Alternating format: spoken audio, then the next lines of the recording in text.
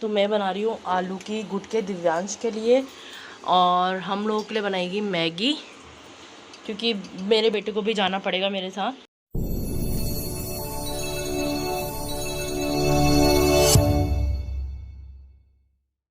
Good morning दोस्तों, जय बालाजी महाराज। कैसे हैं आप सभी लोग। और आज का जो दिन है वो है रविवार, और दिव्यांश सुबह 6 बजे उठ गया है क्योंकि मुझे जाना है हल्द्वानी पेपर देने के लिए। बहुत दूर हल्द्वानी से आगे लामा चौड़ पड़ता है, तो लालकुआ से लामा चौड़ का जो घंटा सफ़र है ना वो 2 घंटे का है। तो मेरे को जाना है। और देखो दिव्यांश को आ रहा था बुखार, तो उसकी सारी मेडिसिन वगैरह मैंने यहाँ पर रात भर उसको दवाई देने में ही थी मैं।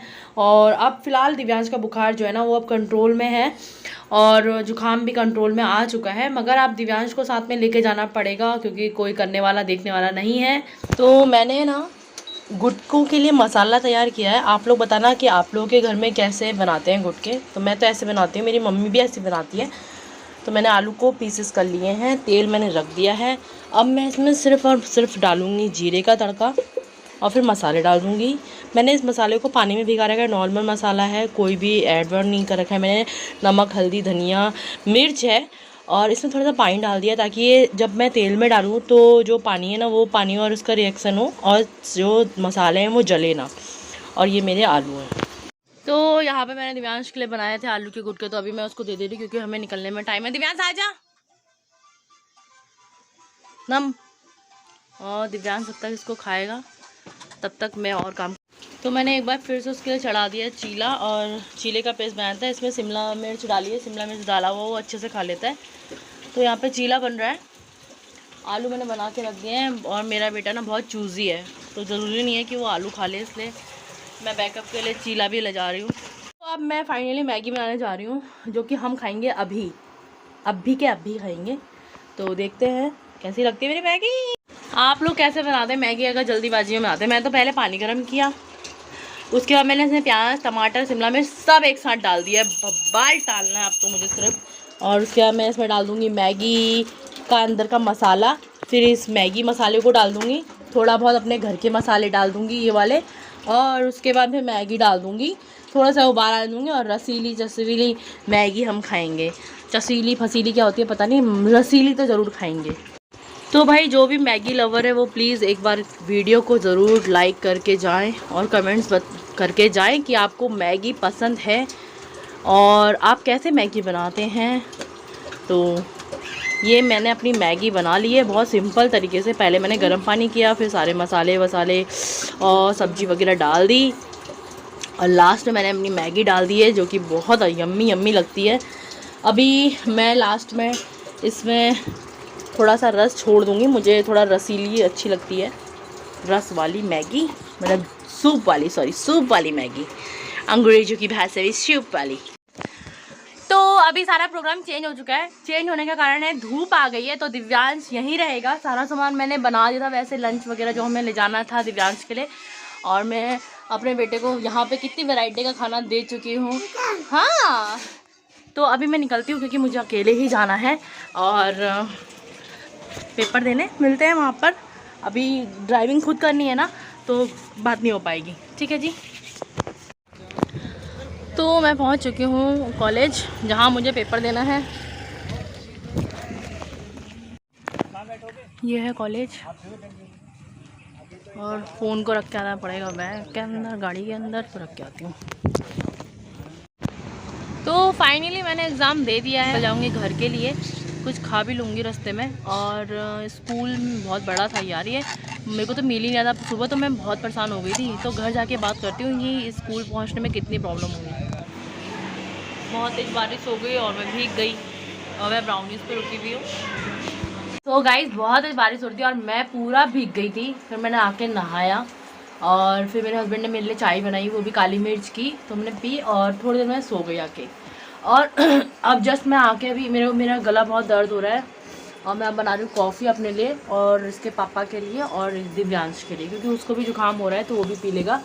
और मैंने साथ में कुकर में बना रही हूँ मैं आज ज्वाला आप लोग नहीं जानते होंगे, तो कुमाऊँ में क्या है ना, ज्वाला बोलते हैं। चावल को पहले चावल को पानी में भिगा के रखते हैं, थोड़ी देर पानी सोख कर लेने के बाद चावल को थोड़ा सा तेल डालते हैं, जीरा डालते हैं, उसके बाद चावल डालते हैं थोड़ा सा। अगर आप नमक, मैं तो नमक डालती हूँ उसमें, और थोड़ा सा हल्दी, क्योंकि दिव्यांश को पीला रंग देख के ही खाता है वो, तो थोड़ा सा हल्दी और जस्ट थोड़ा सा मिर्च। अदरवाइज़ अगर आप सफ़ेद खाना चाहते हैं तो आप पूरा सफ़ेद भी उबाल सकते हैं। फिर पानी डाल के ना सीटी मार लेते हैं, जितना आपको गला हुआ पसंद है, जितना गाढ़ा आपको पसंद है। उसके बाद दही को अच्छे से फीट लेते हैं ग्लास में। तो मैं अभी दही को फीटूँगी, और जब अच्छे से मेरे चावल और अच्छे से गल से जाएंगे तो मैं उसमें दही का डाल के उसको हिला हिला के खूब देर तक पकाऊंगी। ठीक है, मतलब दही को भी ना खूब पका लेना है। दही क्या होता है ना, दही की तासीर जो होती है वो अगर आप ऐसे ही खाते हैं तो ठंडी होती है, और अगर आप जिस तरीके से मैं खा रही हूँ ज्वाला बना के या जोई बना के, मतलब कि कड़ी बना के, तो उसकी तासीर जो होती है वो गर्म हो जाती है। तो तो आपको इस कंडीशन में, जो कि आपका गला ख़राब है, आपका पेट में प्रॉब्लम है, आपको पेट दर्द है, आपको बुखार है, तो उसमें क्या होता है ना, थोड़ा सा टेस्ट आ जाता है आपको खाना खाने में। तो वही, मेरी तो तबीयत ख़राब है, मेरे दांत में भी दर्द है, तो मुझे डॉक्टर ने वैसे ही लिक्विड खाने के लिए बोला, और इसके पापा के आज सुबह से पेट में भी दर्द था, तो इसलिए हम लोग ये बना रहे हैं। और दिव्यांश को भी थोड़ा एनर्जी चाहिए, ये बहुत ताकतवर होता है। जैसे बिहार में क्या कहते हैं वो, उसका भात का पानी बहुत फेमस है, भात पानी, वैसे ही यहाँ पर दही पानी, मतलब दही और चावल यानी कि ज्वाला बहुत फेमस होता है ताकत के लिए। तो फ्रेंड्स देखते हैं अभी मेरा ज्वाला कैसा बनता है, मैं आप लोगों को ज़रूर दिखाऊंगी एक बार। तो अपडेट ये था कि मैं बीएड का पेपर दे के आ गई हूँ, मगर बहुत तेज बारिश हो रही थी। अच्छा हुआ कि दिव्यांश को नहीं ले गई मैं, क्योंकि देखो सुबह धूप निकल रही थी इतनी अच्छी खासी, तो मेरे को लगा कि बच्चा इतना ट्रैवल कहाँ करेगा, खाली पहले ही क्या प्रोग्राम था कि ये वहीं रुकेगा हमारे साथ। तो मुझे ऐसा लगा यार मैं अंदर पेपर दूंगी और बच्चा खाली बेकार का इतना इस बाहर थकेगा। इसके पापा तो बहुत फोर्स कर रहे थे कि चलते हैं करके। हम दोनों भी बारिश में कहाँ, अगर बारिश होगी तो भीग जाएगी, मेरे वजह से ही इसके पापा फोर्स कर रहे थे हम मुझको। मगर मैंने सोचा दिव्यांश खाली काम, एक तो बुखार भी हो रहा था, घर ही होता है यार, गाड़ी ही होती है, और दिव्यांश को हम किसी के यहाँ छोड़ भी नहीं सकते थे क्योंकि उसको बुखार है, तो उसको बुखार में कोई देख भी नहीं सकता, इसीलिए मैं उसको नहीं लेके गई। और मैंने उसके पापा को बोला कि आप इसके साथ रह लो। बाकी हमारी सारी तैयारी हो चुकी थी जाने की, खाना वाना सब बन चुका था, पर फिर भी मुझे अच्छा नहीं लगा था कि बच्चा इतने बारिश में भीगेगा, मतलब इतनी देर गाड़ी में रहेगा, तो इसलिए मैं इन लोगों को नहीं ले गई। हाँ मैं भीग गई, बहुत ज़्यादा भीग गई, 2 घंटे लगातार मैं ड्राइव किया मैंने, क्योंकि मेरा पेपर था लालकुआं से लामा चौड़ से 4-5 किलोमीटर आगे, तो 1.5 किलोमीटर अंदर था वो, और लामा चौड़ से 2 किलोमीटर, मतलब कि 3.5-4 किलोमीटर लामा चौड़ से भी आगे था मेरा पेपर। तो लामा चौड़ और लालकुआं की दूरी बराबर है, 22 किलोमीटर, और वहाँ से भी 4-5 किलोमीटर और आगे, यानी कि 15 आधा घंटे का रास्ता और है वहाँ से। तो मतलब 2.5 घंटे का पूरा, 2-2.5 घंटे का ही रास्ता था। तो फिर भी मैं शॉर्टकट गई यहाँ से, तो मेरे को 2 घंटे पूरे लगे जाने में भी, 2 घंटे आने में भी। तो मैं पूरा भीग गई, ज़्यादा समय तो आराम से चले गई, मगर आते समय ना मैं पूरा भीग गई थी, पूरा भीग गई थी। और आते ही मैंने सबसे पहले क्या किया, क्योंकि मैं बारिश से भीगी हुई थी, तो मैंने सबसे पहले नहाया। रास्ते में बहुत कीचड़ हो रहा था, और लालकुआं की रोड सीरियसली गाइस इतनी गंदी है ना, जगह जगह गड्ढे हैं। और पता है मैं क्या बोलती हूँ कि हम जो लालकुआं से हल्द्वानी से लालकुआं आते हैं ना, टास्क पूरा करते हैं, तो पूरे इतने गड्ढे हैं। तो मैं तो क्या कर रही थी ना, जब कोई गाड़ी वाला निकल रहा था एकदम प्रॉपर अच्छे से कि बिना गड्ढे के, वहीं पे मैं भी अपनी गाड़ी चला रही थी। अदरवाइज़ इतने गड्ढे हैं ना, कहीं पे भी मतलब हो भी सकता था मे बी कि आगे का टायर क्या होता है ना, मोस्टली गड्ढे में चले जाता है और स्पीड हाई हो जाती है और जस्ट एक्सीडेंट होने की संभावना रहती है। तो जिसके संग जो होना होता है वो तो गाइस होता ही है। अदरवाइज़ थोड़ा सा केयरली हमें भी रहना चाहिए, तो भगवान भी उसी का साथ देते हैं जो खुद का साथ देता है। ऐसा मतलब बड़े बुजुर्ग कहते हैं। तो इसीलिए मैं बहुत ही केयरली आ रही थी कि मतलब मुझे था कि मेरा बेटा मेरा इंतज़ार कर रहा है और उसको मेरी अभी ज़रूरत है, तो मैं इस तरीके से चला के आती गाड़ी। और तो आज का अपडेट यही था। पेपर मेरा ऑलमोस्ट अच्छा ही गया है, मगर बहुत टफ पेपर आया था।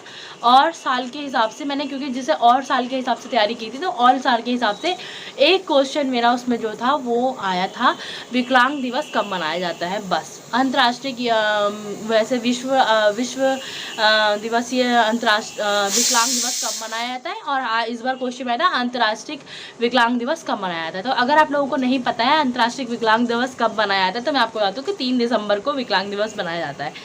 और तो मैं स्पेशल बीएड कर रही हूँ, बहुत ही अच्छा कोर्स है। आई होप कि मैं पास हो जाऊँगी और मेरी काउंसलिंग में मेरा नंबर आ जाएगा।